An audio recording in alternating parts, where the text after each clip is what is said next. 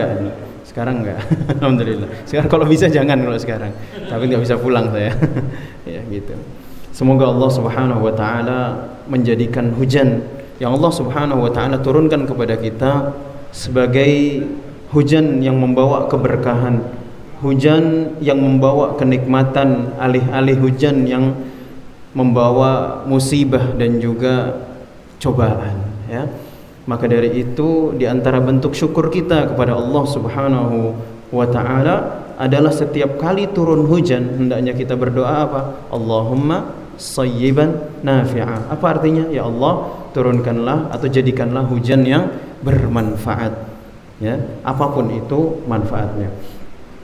Para jamaah yang dirahmati oleh Allah Subhanahu wa taala, biidznillah pada malam hari ini atau pada petang hari ini kita akan melanjutkan pembahasan kita daripada fikih sirah ataupun pelajaran-pelajaran penting daripada sirah Nabi atau perjalanan hidup Nabi Muhammad sallallahu alaihi wasallam, ya. Insyaallah tidak usah sepaneng karena pembahasannya ringan-ringan saja insyaallah taala. Sebelumnya ada beberapa hal yang ingin kami sampaikan, yaitu berkaitan sebelum kita masuk kepada pembahasan fikih sirah, yaitu berkaitan dengan mimpi berjumpa dengan Nabi Muhammad sallallahu alaihi wasallam. Kita harus tahu bahwasanya mimpi berjumpa dengan Nabi sallallahu alaihi wasallam itu benar adanya. Maksudnya seperti apa? Kalau di sana ada orang yang memang Allah Subhanahu wa taala perlihatkan untuk berjumpa dengan Nabi sallallahu alaihi wasallam atau melihat Rasulullah sallallahu alaihi wasallam di dalam mimpi, maka itu benar adanya, ya. Maka itu benar adanya, atau sangat mungkin siapapun di antara kita untuk melihat Nabi sallallahu alaihi wasallam di dalam mimpi. Dan ini sebagaimana disebutkan oleh Abu Hurairah radhiyallahu anhu di dalam hadis yang sahih, hadis riwayat Imam Bukhari, di mana Rasulullah sallallahu alaihi wasallam Abu Hurairah radhiyallahu anhu mendengar Rasulullah sallallahu alaihi wasallam bersabda, "Man ra'ani fil manam," barang siapa yang melihatku di dalam mimpi, ya. Man ra'ani fil manam fasayarani fil yaqdhah, ya. Maka dia akan melihatku ketika sedang tidak tidur atau dalam keadaan sadar. Nanti akan ada penjelasan apa maksudnya ini. Kemudian Rasulullah bersabda, "Wala yatamatsalu syaitanu bi," dan syaitan itu tidak akan mampu untuk menyerupai diriku, ya.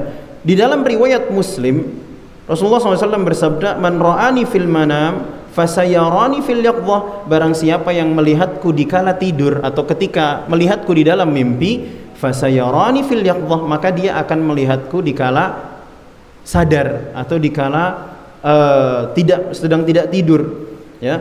Di sini para ulama menjelaskan, ya, bahwasanya yang dimaksud di sini atau dalam lafaz yang lain, laka annama ra'ani fil yaqdhah, bukan benar-benar kita itu melihat Rasulullah di saat tidak tidur. Namun maksudnya apa? Barang siapa yang melihatku di dalam mimpi, maka seakan-akan dia itu melihatku dalam keadaan sadar. Apa maksudnya? Dia benar-benar melihat Rasulullah sallallahu alaihi wasallam, dan itu sebagaimana penjelasan Rasulullah, karena syaitan itu tidak akan mampu untuk menyerupai rupanya Rasulullah sallallahu alaihi wasallam, ya.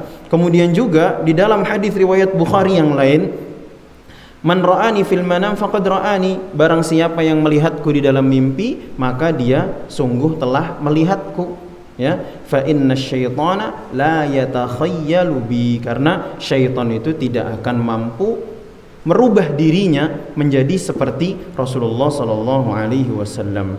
Al-Imam Ibnu Hajar rahimahullahu taala menjelaskan, fihi isyaratun ila anna Allah taala wa in amkana asyaitanu min at-tasawwuri fi ayyi suratin arad. Jadi Ibnu Hajar berkata, hadis ini menunjukkan bahwasanya sekalipun Allah Subhanahu wa taala berkehendak untuk memberikan kemampuan kepada syaitan untuk menyerupai siapapun yang dia kehendaki, syaitan mampu menyerupai orang tua kita, mampu menyerupai saudara kita, mampu menyerupai anak kita, mampu menyerupai hewan, mampu menyerupai tumbuhan dan sebagainya. Namun Allah Subhanahu wa taala tidak menghendaki syaitan itu mampu atau tidak menghendaki syaitan itu menyerupai Rasulullah sallallahu alaihi wasallam. Ini adalah penjelasannya Al-Imam Ibnu Hajar rahimahullahu taala. Namun di sini ada catatan. Ya, di sini ada catatan bahwasanya ketika kita itu bermimpi berjumpa dengan Rasulullah sallallahu alaihi wasallam, dari mana kita tahu bahwasanya itu benar-benar Rasulullah? Ya. Cara kita mengetahuinya adalah dengan cara mempelajari syama'ilun Nabi atau mempelajari ciri-ciri fisik Nabi sallallahu alaihi wasallam. Kita juga mempelajari akhlak Nabi sallallahu alaihi wasallam. Kita mempelajari ajaran Nabi sallallahu alaihi wasallam dengan sebenar-benarnya. Jadi kalau seandainya di sana ada orang yang mengaku berjumpa dengan Nabi sallallahu alaihi wasallam tapi rupanya misalkan sipit, pakai batik, pakai belangkon, pakai jari, pakai sarung, itu cuma syaitan yang ngaku-ngaku. Tapi ketika kita sudah mempelajari, sekarang sudah banyak atau sudah tersebar. Silahkan kalau jamaah mau beli, silahkan cari di toko buku. Judulnya adalah Asy-Syama'il Al-Muhammadiyah. Itu adalah buku eksklusif yang berkaitan dengan ciri-ciri Rasulullah sallallahu alaihi wasallam yang ditulis oleh Al-Imam siapa? At-Tirmidzi rahimahullahu taala, dan sudah ada syarahnya. Sudah ada penjelasannya dan sudah diterjemahkan juga, ya, bisa dicari judulnya Syarah Syama'il Muhammadiyah, terjemahnya yang disyarah oleh Syekh Abdul Razak bin Abdul Muhsin Al-Badr hafizahumullahu taala. Ya. Kemudian di sini ada catatan yang disampaikan oleh para ulama bahwasanya ketika seseorang itu di sini disebutkan oleh Al-Imam Al-Qurtubi rahimahullahu taala. Beliau menyebutkan di dalam tafsir beliau, ketika kita itu atau ketika seseorang itu berjumpa dengan atau bermimpi bertemu dengan Rasulullah sallallahu alaihi wasallam, maka hendaknya dia tidak menggampangkan atau tidak langsung menceritakannya kepada orang-orang. Akan tetapi kepada siapa harusnya dia menceritakan mimpinya tersebut? Yaitu kepada seorang yang alim, seorang yang saleh, seorang yang kenal betul atau mengetahui betul tentang Rasulullah sallallahu alaihi wasallam. Agar apa? Agar kita tidak terjatuh pertama, agar kita itu tidak terjatuh ke dalam kedustaan. Kemudian yang kedua, agar kita itu tidak terjatuh ke dalam fitnah. Fitnah seperti apa yang dimaksud? Yaitu banyak manusia mengira bahwasanya orang yang bermimpi berjumpa dengan Rasulullah sallallahu alaihi wasallam, mereka ini adalah orang-orang yang istimewa atau diistimewakan. Padahal kenyataannya tidak selalu demikian, karena bisa jadi orang yang berjumpa dengan Rasulullah SAW dalam mimpi, memang Allah kehendaki dia ingin dipertemukan dengan Rasulullah, ingin supaya dia itu melihat Rasulullah SAW untuk menjadi peringatan atau sebagai kabar gembira bagi dia, sebagai sesuatu yang menyenangkan dan lain sebagainya. Ya, sehingga di sini ketika Imam Al-Qurtubi rahimahullahu taala menjelaskan firman Allah dalam surat Yusuf ayat kelima, ketika itu Nabi Yusuf bermimpi melihat ada matahari dan juga bulan yang bersujud kepada Nabi Yusuf, lalu dia menceritakan kepada ayahnya. Maka ayahnya berkata apa? Qala ya bunayya, wa qala Nabi Ya'qub, yaitu ayahnya Nabi Yusuf, berkata kepada Nabi Yusuf, ya bunayya, wahai anakku, la taqsus ru'yaka ala ikhwatik. Jangan sembarangan cerita atau jangan ceritakan mimpimu ini kepada saudaramu. Karena apa? Karena dapat menimbulkan fitnah. Ya. Karena orang-orang yang alim, dia cenderung mengetahui, ya, atau orang-orang yang Allah Subhanahu wa taala bukakan baginya ilmu, dia bisa mengetahui arti dibalik atau tafsir dibalik sebuah mimpi. Namun yang menjadi catatan juga, para ulama mereka atau orang-orang yang mereka itu ahli dalam bidang tafsir mimpi, mereka tidak menjadikan itu sebagai branding. Tahu nggak maksudnya branding itu gimana? Ahli tafsir mimpi. Kalau ada yang mengiklankan dirinya sebagai ahli tafsir mimpi, 99% bahkan lebih bohong. Nggak percaya, ya jangan percaya sama mereka. Ya justru jangan percaya. Kalau orang sudah membranding atau mengiklankan dirinya, memperkenalkan dirinya ke khalayak manusia, ayo punya mimpi apa? Silahkan ceritakan kepada saya, karena saya ahli tafsir mimpi. Sudah dipastikan dia berdusta. Tapi kalau dia itu adalah seorang alim dan dia adalah seorang yang paham terhadap Al-Quran dan juga sunnah atau hadis-hadis Nabi SAW, memahami agama dengan benar, ketika dia diceritakan sebuah mimpi dan dia diberikan Allah Subhanahu wa taala membukakan baginya pintu ilmu seluas-luasnya atau jendela keilmuan seluas-luasnya, maka ketika dia mendengar sebuah mimpi, dia bisa membedakan mana mimpi yang cuma sekedar mimpi, mana yang mimpi yang di baliknya terdapat sesuatu. Tapi kita juga tidak diwajibkan untuk mencari-cari arti daripada sebuah mimpi. Ya, arti daripada sebuah mimpi, karena bisa jadi maksud daripada mimpi, kalau memang Allah inginkan di balik mimpi itu ada maksud, nanti kita akan menyadarinya sendiri, cepat ataupun lambat. Kita nggak perlu mencari-cari. Oh, tadi malam saya mimpi gini, jangan-jangan gini. Enggak, itu adalah bisikan syaitan, jangan didengarkan. Apalagi beranggapan bahwasanya ketika kita mimpi, aduh ini kayaknya pertanda buruk nih, bakal ada mimpi ini, mimpi itu. Apa karena semalam saya mimpi ini dan itu? Enggak bisa, atau tidak perlu seperti itu. Ya, maka dari itu sekalipun kita mimpi, semalam kayaknya saya mimpi, atau semalam saya dengan jelas bermimpi berjumpa dengan Rasulullah SAW, nggak perlu kita ceritakan kepada orang-orang, karena itu juga dapat membuka pintu kedustaan bagi diri kita. Awalnya kita cuma cerita apa? Cuma cerita kita mimpi ketemu Rasulullah. Lama-lama ditanya, oh tadi Rasulullah bilang apa ketemu? Kalau hati kita nggak kuat atau hati kita itu mudah tergoda, nanti syaitan bisikin, ngaku aja apa adanya gitu kan, ngaku aja sembarang, nanti mereka percaya. Apalagi kita itu dianggap orang yang berilmu dan lain sebagainya. Jangankan berilmu, sekarang orang dari antah berantah mengaku mimpi ketemu Rasulullah SAW saja bisa dikultuskan, bisa dianggap sebagai orang sakti dan lain sebagainya. Itu bukan tujuan Allah Subhanahu wa taala mengutus Rasulullah SAW, juga bukan tujuan Allah Subhanahu wa taala memberikan kita atau memperlihatkan Rasulullah SAW di dalam mimpi kita. Bahkan seandainya kita berjumpa dengan Rasulullah di dalam mimpi, kemudian Rasulullah menyampaikan kita suatu hal yang berkaitan dengan syariat, dan itu bertentangan dengan syariat yang telah Rasulullah sampaikan di masa hidupnya, ketahuilah itu tidak perlu kita iakan, karena bisa jadi itu adalah syaitan, atau bisa jadi yang ngomong itu bohong. Ya. Para jamaah yang dirahmati oleh Allah Subhanahu wa taala, dan kita harus berhati-hati berkaitan dengan berdusta atas nama Nabi Muhammad sallallahu alaihi wasallam. Barangkali beberapa waktu lalu saya pernah berbicara tentang adanya orang yang mengaku berjumpa dengan Nabi sallallahu alaihi wasallam, lalu dia mendirikan atau membuat kelompok tertentu, atau yang membuat kelompok atau tarekat tertentu berlandaskan mimpinya atau perjumpaannya dengan Rasulullah SAW, baik di dalam mimpi atau ketika tidak mimpi.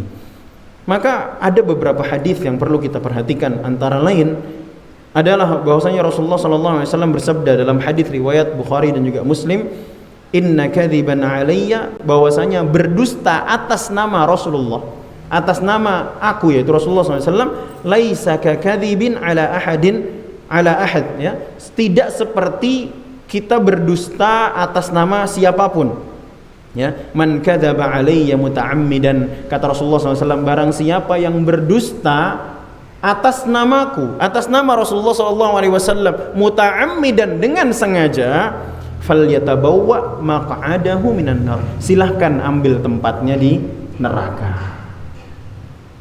Ya, silahkan ambil tempatnya di neraka. Itulah kenapa hendaknya kita berhati-hati ketika kita itu berbicara tentang Rasulullah Sallallahu Alaihi Wasallam. Bahkan ketika kita itu mendengar sebuah hadis, maka kita pastikan hadisnya sahih atau tidak, ya. Kalau kemudian ketika kita ingin berbicara hadis, kita juga harus pastikan, atau ketika kita ingin mengatakan wah Rasulullah bersabda, nah kita harus pastikan bahwasanya ketika kita berkata Rasulullah bersabda, itu benar-benar sabda Rasulullah Sallallahu Alaihi Wasallam atau makna daripada sabda Rasulullah Sallallahu Alaihi Wasallam. Jangan ngaku-ngaku, ya. Apalagi dengan perkataan seperti ini. Aku mendengar, ya, seperti ada fulan, syekh ataupun kiai ataupun ustadz ataupun habib atau siapapun yang mengatakan, aku mendengar Rasulullah sallallahu alaihi wasallam bersabda. Ketika ditelusuri, mendengarnya di mana gitu kan. Ternyata dia mendengarnya di dalam mimpi. Sudah, ini cap saja, dia pasti dusta. Ya. Harus berhati-hati. Orang dia memahami betul sabda Rasulullah sallallahu alaihi wasallam, "Man kadzaba alayya muta'ammidan falyatabawwa maq'adahu minan nar." Ya. Barang siapa yang berdusta atas namaku, maka dia silakan ambil tempatnya di neraka, maka dia akan lebih berhati-hati ketika dia berucap, ketika dia berkalam. Para jamaah yang dirahmati oleh Allah Subhanahu wa taala, cukup itu sebagai muqaddimah. Kita akan masuk kepada pembahasan tentang nasabnya Nabi Muhammad sallallahu alaihi wasallam. Judul pada malam hari ini adalah keistimewaan nasab Nabi Muhammad sallallahu alaihi wasallam. Pertama kita harus tahu bahwasanya nasab atau garis keturunan Nabi Muhammad sallallahu alaihi wasallam adalah garis keturunan yang mulia, yang mana setiap kakek beliau, ya, setiap kakek beliau adalah orang-orang yang mulia di zamannya. Terus sampai bersambung sampai Nabi Ibrahim, kemudian terus sampai Nabi Adam, mereka semuanya adalah orang-orang yang mulia di masing-masing zamannya. Nasab beliau secara lengkap saya akan bacakan, ya. Beliau adalah Nabiullah Rasulullah Muhammad bin Abdullah, ya. Bapak beliau namanya Abdullah bin Abdul Muttalib, ya, bin Abdul Muttalib bin Hashim bin Abdi Manaf bin Qusay bin Kilab bin Murrah bin Ka'ab bin Lu'ay bin Ghalib bin Fihr ibn Malik bin An-Nadr bin Kinanah bin Khuzaimah bin Mudrikah bin Ilyas bin Mudhar bin Nizar bin Ma'ad bin Adnan. Ini yang tadi baru saya baca. Nanti kalau mau nyatet lagi, lihat rekamannya aja deh, ya, biar menghemat waktu gitu, ya. Dari yang saya sebutkan tadi atau disebutkan tadi dari Muhammad sallallahu alaihi wasallam, kemudian berlanjut kepada Abdullah Abdul Muthalib sampai dengan Adnan, itu adalah nasab yang begitulah datangnya dari Rasulullah SAW, atau yang riwayatnya paling kuat, yang Rasulullah SAW membenarkan hal tersebut. Sedangkan nasab Rasulullah SAW setelah Adnan sampai dengan Nabiullah Ibrahim alaihi salatu wassalam itu mukhtalaf atau diperselisihkan sebagaimana dijelaskan oleh para ahli sejarah. Tidak ada nasab yang paten atau tidak ada riwayat yang paten tentang nasab Rasulullah dari Adnan sampai dengan siapa? Sampai dengan Nabiullah Ibrahim alaihi salatu wassalam. Tapi yang pasti setiap nasab ini dari Adnan sampai dengan Nabiullah Ibrahim alaihi salatu wassalam, mereka semuanya adalah orang-orang yang mulia di zamannya. Kemudian sedangkan nasab Nabiullah Ibrahim alaihi salatu wassalam sampai dengan Nabi Adam, ya, tidak ada satu dalil pun yang bisa, atau tidak ada dalil yang bisa dijadikan sebagai sandaran. Apa maksudnya? Kalau di sana ada yang menuliskan silsilah nasabnya Nabi Ibrahim yang nyambung sampai Nabi Adam, itu tidak ada yang bisa dijadikan sebagai sandaran. Alias kita nggak bisa memastikan bahwasanya riwayat itu riwayat yang benar. Kalaupun ada riwayatnya, riwayat tersebut tidak sahih. Kemudian para jamaah yang dirahmati Allah Subhanahu wa taala, kita akan mengenal beberapa kakek Nabi sallallahu alaihi wasallam. Antara lain kita akan ambil dari yang paling bukan yang paling dekat, yang jauh tapi yang paling relate, yaitu seseorang yang dijuluki sebagai bapaknya suku Quraisy. Jadi dahulu suku Quraisy sebelum mereka menyatu, jadi Quraisy itu terdiri dari banyak kabilah, ya, terdiri dari banyak kabilah atau banyak ya banyak suku. Yang mana dulu suku ini tidak tinggal di dekat Ka'bah atau tidak tinggal di sekitaran Ka'bah, melainkan tinggal di gunung-gunung, kemudian di lembah-lembah seperti itu. Kemudian datanglah seseorang yang namanya dikenal sebagai Qusay, ya. Qusay, ya, beliau ini kakeknya Rasulullah atau moyangnya Rasulullah SAW, ya, di mana beliau punya peran yang sangat besar terhadap suku Quraisy, yaitu apa? Mengajak setiap suku-suku atau kabilah-kabilah yang tinggal di sekitaran kota Makkah untuk berkumpul, bersatu dan tinggal di tanah haram atau di sekeliling di sekitar Masjidil Haram atau di sekitar Ka'bah, ya. Sehingga Qusay ini memiliki kedudukan yang sangat tinggi di kalangan suku Quraisy. Ada yang mengatakan bahwasanya Quraisy ini adalah namanya Qusay, ada yang mengatakan lagi bapaknya lagi. Tapi intinya dulu suku Quraisy itu mereka terpencar-pencar tinggalnya, kemudian yang menyatukan mereka di sekeliling Ka'bah atau di tanah haram adalah kakeknya Rasulullah yang namanya Qusay. Saking Qusay ini dihormati oleh suku Quraisy, ketika Rasulullah SAW itu diutus menjadi nabi dan rasul, ini diceritakan oleh Al-Imam Ibnu Katsir rahimahullah taala di dalam kitab beliau Al-Bidayah wan Nihayah. Jadi ketika Rasulullah diutus menjadi nabi dan rasul, ketika diutus jadi nabi Rasulullah belum berdakwah. Ketika diutus menjadi rasul, barulah kemudian Rasulullah SAW mulai berdakwah kepada manusia. Ada kata-kata yang cukup menarik, ya, yang disampaikan oleh orang-orang Quraisy ketika itu. Jadi mereka itu tidak mau menerima dakwahnya Rasulullah, cuma alasannya banyak. Ya, karena apa? Mereka tahu Rasulullah ini adalah keturunan dari orang-orang mulia dalam silsilah bangsa Arab ketika itu, khususnya yang di Jazirah Arab. Maka mereka dan mereka tahu Rasulullah itu jujur, cuma mereka itu takabur, mereka itu sombong. Saking sombongnya mereka tidak mau menerima apa yang diajak oleh Rasulullah SAW. Maka mereka berkata, coba wahai Muhammad, bangkitkan Qusay, katanya gitu. Minta Allah supaya bangkitkan kakekmu yang namanya Qusay. Supaya apa? Karena kata mereka, karena beliau adalah orang yang sangat kami percaya.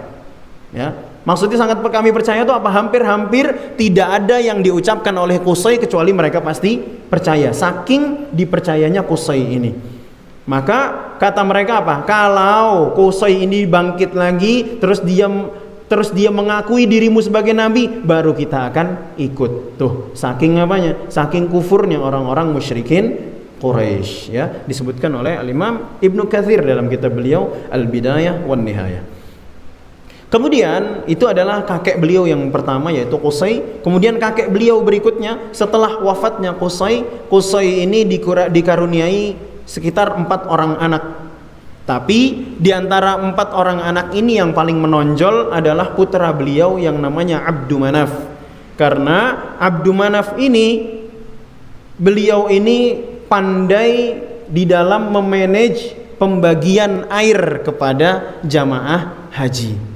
Sehingga nama beliau sangat terkenal. Bisa dikatakan setiap orang yang datang ke kota Makkah kala itu untuk melaksanakan haji, tentunya haji di saat itu tidak seperti tata caranya, tidak seperti haji di zaman ini, tapi ada tawafnya, semua sama, ya. Tapi tetap ada tawafnya. Setiap kali musim haji, maka Qusay itu melakukan sebuah sistem pembagian air agar siapapun yang datang ke kota Makkah tidak kehausan. Maka nama beliau pun sangat terkenal ketika itu. Nama Abdu Manaf, bukan Qusay tapi Abdu Manaf, ya, putranya Qusay. Kemudian kakek Rasulullah yang berikutnya adalah Hisham, ya. Hisham itu terkenal akan kedermawanannya. Kalau bapaknya Hisham yang bernama Abdu Manaf tadi terkenal karena sistem pembagian airnya yang kala itu bisa mencakup siapapun yang datang ke kota Makkah, maka kalau Hisham itu terkenal akan kedermawanannya, di mana beliau setiap kali datang musim haji, maka semua orang kenal kalau cari makan pasti sama Hisham, kakeknya Rasulullah SAW. wasallam. Ya, kalau mau cari makan, datanglah ke tempatnya Hisham. Maksudnya apa? Kalau misalkan lapar, tinggal cari Hisham. Karena Hisham itu sudah berkeliling membagikan makanan kepada jamaah haji. Ya. Kemudian barulah sampai kepada kakek beliau atau kakek Rasulullah yang paling terkenal, yang namanya Abdul Muttalib. Ya, Abdul Muttalib itu bukan nama asli.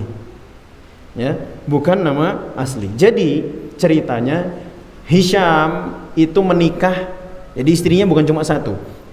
Hisham itu menikah dengan seorang wanita dari kota Madinah, Abdul Muttalib. Jadi Hisham ini punya saudara kandung yang namanya adalah Muttalib. Ya, namanya adalah Muttalib. Kemudian Muttalib ini ingin menjemput keponakannya yang ada di Madinah untuk dibawa ke Makkah. Maka apa? Maka kemudian ketika Muttalib ini membawa anak kecil dari Madinah ke kota Makkah, dikiranya Muttalib ini punya budak baru, sehingga anak ini dijuluki sebagai Abdul Muttalib atau budaknya Al-Muttalib. Lalu siapa nama aslinya Abdul Muttalib? Nama aslinya adalah Syaibah. Kenapa dijuluki sebagai Syaibah? Karena dari sejak masih kecil rambutnya Abdul Muttalib itu sudah beruban. Di dalam bahasa Arab uban adalah syaib. Sehingga Abdul Muttalib yang masih kecil kala itu diberi nama Syaibah, karena dari sejak kecil rambutnya sudah beruban. Ya, jadi siapa nama aslinya Abdul Muttalib? Syaibah. Ya, insyaallah sudah bisa kita pahami. Nah, kalau Abdul Muttalib ini insyaallah siapapun kita kalau membaca kisah tentang kedatangannya Abraha atau tahun gajah pasti tidak asing dengan namanya Abdul Muttalib, di mana kisah heroiknya beliau ketika pasukannya Abraha ini datang kemudian merampas onta-ontanya yang digembala oleh Abdul Muttalib. Ketika itu suku Quraisy mereka sudah banyak mengungsi di sekitar kota Makkah, di gunung-gunung dan sebagainya. Udah khawatir pasukan ini akan masuk ke kota Makkah dan menghancurkan kota Makkah. Ketika itu Abdul Muttalib datang kepada Abraha untuk minta apa? Minta ontanya. Bukan minta supaya jangan menyerang Makkah, tapi minta apa? Minta ontanya dikembalikan. Karena kata Abdul Muttalib, ini onta bukan punya saya. Ini onta maksudnya bukan punya saya saja, punya saudara-saudara saya yang dititipkan kepada saya. Terus terheranlah Abraha ini mendengar permintaannya Abdul Muttalib. Loh, kenapa kok kamu nggak minta supaya kita tidak menyerang Ka'bah? Maka apa kata Abdul Muttalib? Onta ini punya saya dan punya saudara-saudara saya, sedangkan Ka'bah itu punyanya Allah. Yang ngelindungin siapa? Allah, bukan saya. Maka akhirnya dikasihlah ontanya Abdul Muttalib, dan Abraha tetap berupaya untuk menyerang Ka'bah. Tapi kejadian apa tidak? Tidak. Karena kemudian tidak lama kemudian, ya sebagaimana diceritakan, semua hewan-hewan yang kala itu dibawa oleh Abraha, diantaranya adalah gajah, kemudian kuda-kuda, semuanya itu ketika diarahkan kemana? Diarahkan ke arah Ka'bah, semuanya itu terduduk. Gak ada yang mau bangun, gak ada yang mau jalan. Giliran diarahin ke arah lain, mau jalan, mau berdiri. Diarahin ke Ka'bah lagi, duduk lagi. Seperti itu. Sampai kemudian Allah Subhanahu wa taala mengutus burung yang kita kenal dengan burung ababil, ya, membawa batu-batu kerikil-kerikil, ya, di paruh mereka, di kaki mereka, dibawalah kerikil-kerikil yang dipanaskan dengan api neraka. Kemudian dijatuhilah pasukan yang besar ini, ya, ini pasukan yang sangat besar, ya, negeri adidaya ketika itu, ya, dijatuhkan sehingga semuanya binasa. Dan diceritakan bahwasanya Abraha itu lolos. Nah, Abraha itu lolos, kemudian berhasil kembali ke Yaman. Sampai di Yaman dia bilang, oh pasukan saya hancur lebur. Ada yang mengatakan ini Abraha, ada yang mengatakan ini salah satu pasukannya. Allahu a'lam. Kembali ke Yaman, berhasil nih. Kan jarak dari Makkah ke Yaman cukup jauh, berhasil sampai di Mekah. Sampai di Yaman, ya. Sampai di Yaman dia cerita, ya, bahwasanya pasukannya yang besar itu, yang dengan gajahnya, dengan kudanya, dengan peralatan yang komplit, semuanya hancur lebur oleh burung. Nggak ada yang percaya, sampai kemudian datanglah seekor burung jatuhin orang itu, baru mereka percaya. Entah itu Abraha atau pasukannya, tapi dia mati juga dengan cara yang sama. Tapi bukan itu saja yang membuat Abdul Muttalib itu terkenal. Di antaranya adalah, jadi dulu itu sumur Zam-Zam itu sempat ditutup. Entah apa alasannya, tapi sempat Zam-Zam itu ditutup dan hampir-hampir terlupakan, ya, nyaris terlupakan. Sampai datanglah zamannya Abdul Muttalib. Suatu ketika beliau itu bermimpi, ya, bermimpi bahwasanya dikasih tahu bahwasanya di titik di dekat Ka'bah itu ada sebuah sumur, ya, beberapa langkah dari Ka'bah di sana ada sumur. Dia diminta untuk menggali. Akhirnya ketika bangun pagi harinya, Abdul Muttalib mengajak kaumnya untuk apa? Untuk menggali sumur Zam-Zam ini. Tapi nggak ada yang percaya, ya, karena masa sih gitu, sudah nyaris terlupakan atau sudah terlupakan. Akhirnya beliau gali sendiri dan ternyata memang ada, ya, sumur yang dulu sudah ditutup oleh moyangnya mereka. Ditutupnya tuh pakai apa? Batu-batuan, pakai patung-patung, ada beberapa perhiasan dan lain sebagainya, ditutup memang seperti itu. Barulah kemudian air itu kembali memancar dan dimanfaatkan oleh bangsa Arab, ya, atau oleh penduduk kota Makkah ketika itu. Kemudian para jamaah yang dirahmati oleh Allah Subhanahu wa taala, ada hadis berkaitan dengan nasabnya Nabi Muhammad SAW. Ya. Oh, ada satu cerita lagi tentang Abdul Muttalib. Jadi Abdul Muttalib itu pernah bernazar, ya, pernah bernazar bahwasanya, kalau tidak salah itu karena saya lupa. Pernah bernazar untuk membunuh salah satu anaknya. Jadi bagaimana? Jadi zaman dulu itu, ya sampai sekarang kita tahu undian-undian untuk ngundi nasib, ya. Jadi gini, Abdul Muttalib itu pernah 100 ekor onta atau anaknya Abdullah. Anaknya yang namanya Abdullah. Jadi dia itu ingin mengorbankan anaknya yang namanya ingin mengorbankan salah satu anaknya. Diundi dikeluarkan yang namanya Abdullah. Sedangkan Abdullah ini adalah anak kesayangannya Abdul Muttalib, yaitu ayahnya siapa? Ayahnya Rasulullah SAW. Akhirnya beliau adalah orang yang menepati janji, tapi meskipun tua kamu ekor onta, 100 atau 1000 seperti itu, 100, ya, 100 ekor onta.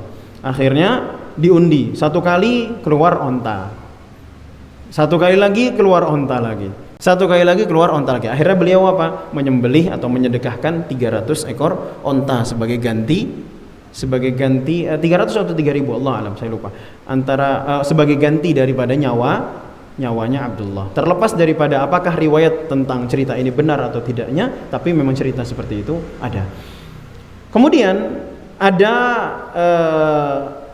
hadis yang tadi sudah kita sebutkan, yaitu tentang nasabnya Nabi Muhammad SAW, di mana Rasulullah SAW bersabda dalam hadis riwayat Muslim, Innallaha astafa Kinanata min waladi Ismail. Sesungguhnya Kinanah atau suku atau Kinanah, Bani Kinanah, anak-anaknya Kinanah itu Allah Subhanahu wa taala jadikan yang paling istimewa di kalangan anak-anaknya atau keturunannya Nabi Ismail. Wastafa Quraisyan min Kinanah. Kemudian Allah istimewakan Quraisy dari kalangan Bani Kinanah. Kemudian apa? Wastafa min Quraisyin Bani Hashim. Kemudian Allah pilih Bani Hashim dari kalangan suku Quraisy. Wastafani min Bani Hashim. Dan Allah memilih aku dari kalangan Bani Hashim. Jadi semua yang disebutkan adalah kabilah-kabilah atau suku-suku yang semuanya mulia, karena mereka adalah pilihan Allah Subhanahu wa ta'ala. Maksudnya Allah memilih nasab ini atau garis keturunan ini adalah garis keturunan yang lahir daripadanya baginda Nabi Muhammad sallallahu alaihi wasallam. Kemudian ada beberapa faedah atau ada beberapa pelajaran dari pembahasan ini. Yang pertama adalah ini berkaitan dengan dakwah. Ya kan, bahasan kita fikih sirah. Maka kalau bisa kita setiap kali habis menjelaskan sebuah rangkaian kejadian atau rangkaian cerita, kita ambil faedahnya. Di antara faedah ataupun pelajaran yang dapat kita ambil, yang pertama adalah di dalam berdakwah, kalau kita ingin menyeru kepada kebersamaan derajat, maksudnya apa? Jadi Kalau kita ingin menyeru manusia bahwasanya orang kaya, orang miskin, budak dan lain sebagainya itu setara, itu kita nggak bisa sembarang ngomong. Yang ngomong itu yang bisa berbicara masalah ini adalah pendakwah yang datang dari kalangan orang-orang terhormat. Ya, baik terhormat karena keilmuannya, atau terhormat karena memang nasabnya, atau terhormat karena kekayaannya dan lain sebagainya. Karena kalau ujuk-ujuk datang orang miskin, dia bukan siapa-siapa, ngerti agama sekedarnya, lalu berkata kepada orang kaya, kamu sama saya itu nggak ada bedanya, yang ada dia itu akan diremehkan. Ya. Kalau seorang dai itu ingin mengajarkan atau ingin menyeru manusia bahwasanya tidak ada yang lebih mulia di antara kita kecuali di sisi Allah kecuali orang yang paling bertakwa, ya, ini namanya trik, tips dan trik di dalam berdakwah. Yaitu apa? Di dalam berdakwah ada pentingnya juga kita itu mengajak orang-orang yang memiliki kedudukan di tengah masyarakat, entah karena kekayaannya, entah karena nasabnya, entah karena kedudukannya di tengah masyarakat, atau karena ilmunya dan lain sebagainya. Itu juga mengajarkan kepada kita kalau dakwah itu tidak boleh serampangan. Semuanya butuh taktik, butuh tips atau butuh trik yang tepat agar dakwah itu bisa tepat sasaran. Kemudian yang kedua, orang Arab dari kalangan suku Quraisy yang sangat mengenali nasab terhormatnya Nabi Muhammad SAW, maka mereka tidak akan mencela beliau dari sisi nasabnya. Itu tidak akan terjadi. Karena apa? Karena mereka mengenal betul siapa Rasulullah SAW. Bahkan kita tahu sebelum Rasulullah diutus menjadi Nabi dan Rasul, Nabi Muhammad SAW itu punya julukan apa? Al-Amin. Artinya Al-Amin itu apa? Al-Amin itu dipercaya. Maksudnya apa? Hampir-hampir tidak ada kalimat apapun yang keluar dari lisan Rasulullah SAW kecuali orang itu percaya. Ya, kecuali orang percaya, saking dipercayanya beliau. Tapi lalu kenapa kok orang-orang ini tidak mau menerima dakwahnya Rasulullah ketika beliau diutus menjadi Nabi dan Rasul? Karena kesombongan mereka. Karena mereka itu begitu fanatik dengan ajaran nenek moyang mereka, ya. Kolot lah bahasa kita, ya, karena mereka ya nggak mau nerima, sombong begitu, ya. Bahkan kenapa kok Abu Jahal dinamakan Abu Jahal, padahal siapa yang tidak mengakui kecerdasannya? Amr bin Hisham. Nama aslinya adalah Amr bin Hisham. Amr bin Hisham orang yang cerdas, penuh dengan taktik, orang yang diakui kecerdasannya, tapi dijuluki Abu Jahal. Kenapa? Karena ketika Rasulullah berdakwah, dia tidak mau menerima dakwahnya dan justru menolak, bahkan menjadi orang yang musuh besar daripada dakwahnya Rasulullah SAW. Meskipun pada akhirnya putra beliau atau keturunan beliau justru menjadi sahabat Rasulullah SAW. Siapa namanya? Ada yang tahu?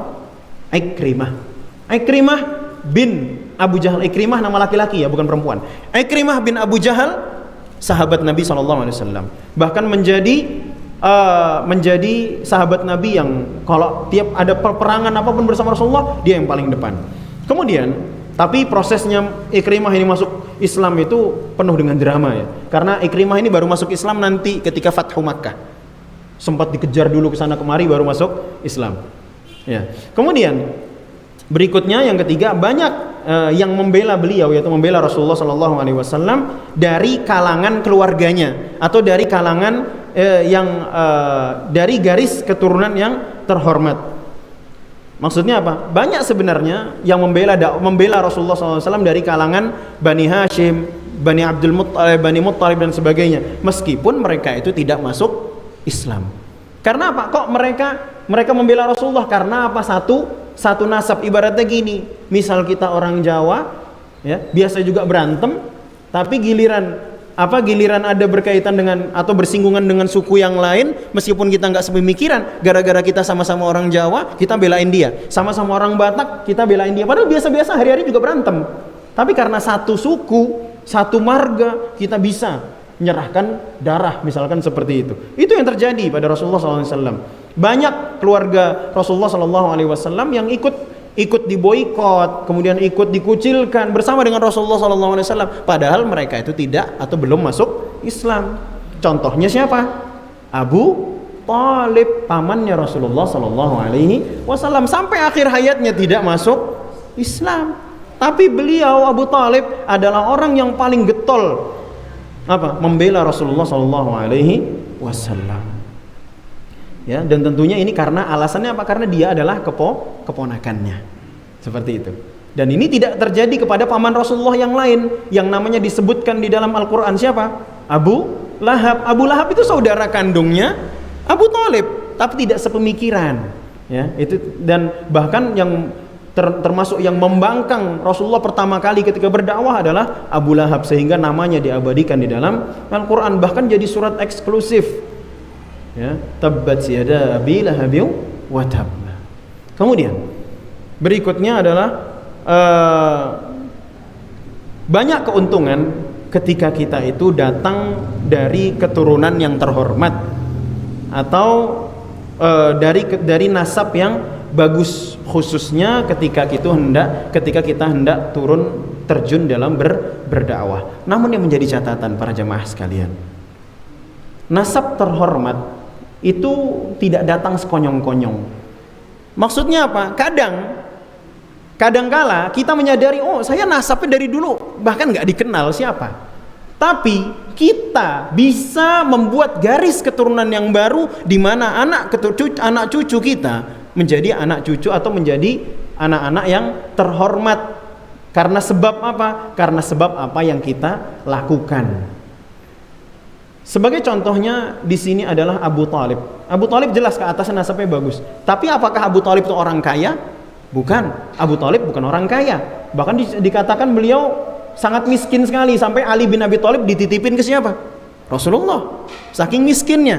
Namun demikian, beliau tetap dihormati karena kebaikannya, karena kedermawanannya dan lain sebagainya. Kalau misalkan kita menyadari diri kita ini tidak datang dari nasab yang terhormat, maka buatlah nasab keturunan yang datang setelah kita atau keturunan yang datang setelah kita adalah nasab yang terhormat, baik dengan kebaikan yang kita lakukan, baik dengan ilmu yang kita pelajari, yang kita dakwahkan, atau mungkin dengan kekayaan dan lain sebagainya. Sah-sah saja, ya, itu semuanya sah. Kemudian yang terakhir adalah ini berkaitan dengan orang Arab, bahwasanya orang Arab itu mereka sangat, ya ini bukan orang Arab saja, tapi kalau kita berbicara konteksnya di sini orang Arab, mereka itu sangat mengenal atau sangat menghormati sikap dermawan, khususnya di musim haji.